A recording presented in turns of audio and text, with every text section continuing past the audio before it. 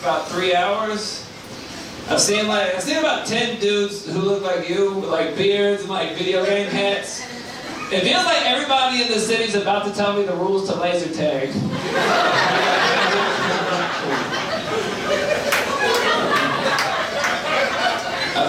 I've been watching the World Cup. Yeah. I'm feeling cultured, you know. The World Cup's great. It's great how every 4 years we get to like find out where all the dudes who work in finance studied abroad. I'm rooting for Italia. You guys know when people study abroad and they come back saying all the words in like the fancy accents, you know? I guess I was just abroad in Barcelona, you know? I guess I'll have a spaghetti carbonara. You know? You think like people who study here go back there saying our words in American accents? Like you get some Turkish guy gets back to Istanbul. It's wonderful being back in Istanbul. It's great eating kebab again. However, I still have a great craving for authentic American popcorn chicken.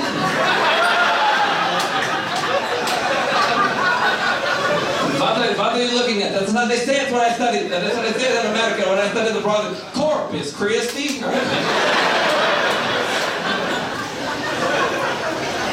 Like Sam said, I'm originally from Memphis.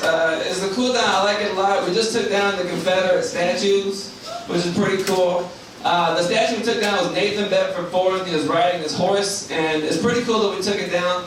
It's kind of weird that we also took down the horse. Could have just had a nice statue of a horse, but take that down. That's how mad people are. I was like, no, a horse might have did some shit too. You never know. Get that out of here. Memphis is cool. I'm really good at Scrabble. That catches people in New York off guard because of them. I have my accent. You know, I saw my favorite board game is putting boogers on printer paper.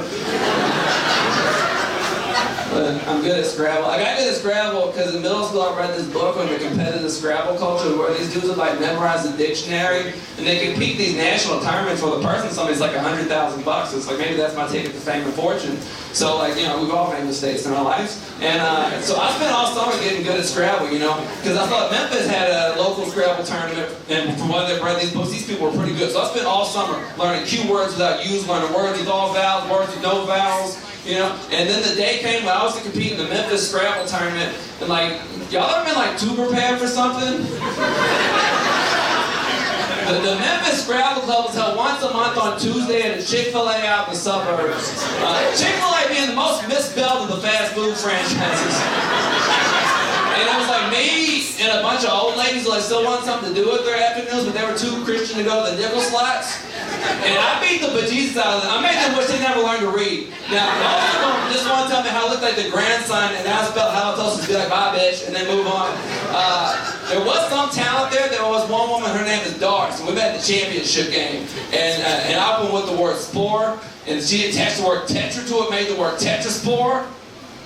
So, like, we respected each other, you know? And so it was super tight, a 5-point difference the whole time. Later in the game, I made a huge mistake. I ended up playing a word with an S in it, and the S ended up being about 5 tiles above a triple word score. And if you don't know Scrabble, S really easy to build off of. Triple word score, the most valuable tile. So I was asking for it. You know, I was like Caesar leaving his flank open at the Battle of Cannae. You know? Or like you trying to do yoga in front of your uncle when he's being like a tickle monster. I gave 2 references so all education levels know where I'm coming from. And Dart's looking at the S. She sees the triple word score. She sees the opportunity. She's looking at the top. She's looking at the S. She's looking at the top. She's thinking, I'm like, oh shit, she's about to drop the hammer. Here it comes. I'm on the guillotine. And then she played the word booty for like 11 points at the opposite end of the board. And I felt spared. I'm looking at booty, M-O-O-D-Y. I'm looking at the S. Like you could have got me. And I'm trying to figure out what she did. I'm looking at Moody, M-O-O-D-Y, and I'm looking at the S. And then it kind of dawned on me, I made eye contact with her. There was a moment where like I knew that she knew that I knew that for 33 points she could have played the word sodomy. But she held back, like she didn't want to blaspheme the Chick-fil-A in front of her friends. But I got mad, 'cause like I've been training for this moment. It's like, you know, I finally found somebody who can challenge me. She's holding back, she's coming at me with kick gloves. Like, you'll be Scrabble champion, you gotta get your mind dirty. And he's like, you think Jesus is gonna get mad if you play sodomy? He's like, I got news for you, Doris. There's no Jesus in Scrabble. It's a proper noun.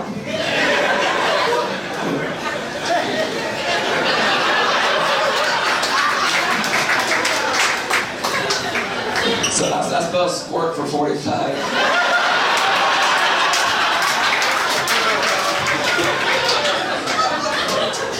And that is how I made $12. Anyways, thank you guys very much.